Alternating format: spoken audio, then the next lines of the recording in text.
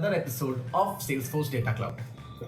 Ever wondered how Salesforce Data Cloud makes sense of so many different data from different sources?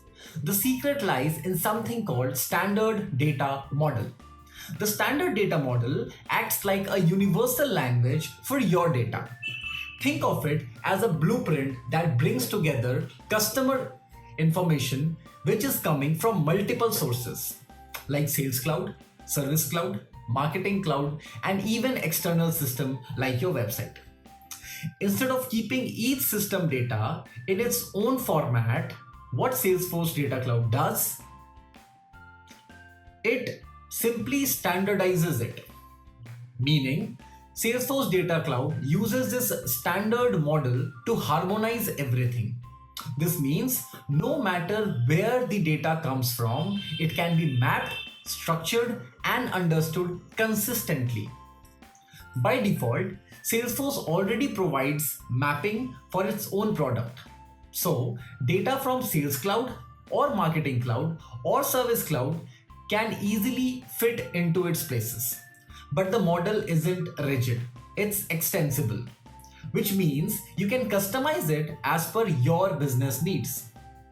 So, here are some key points to remember. It harmonizes data from multiple sources. Default mapping for Salesforce objects. Extensible for unification, segmentation, and activation. Comes out of the box with objects, fields, metadata, and relationships. Designed as the best practice canonical model for interoperability. Think of a standard data model like a universal travel adapter.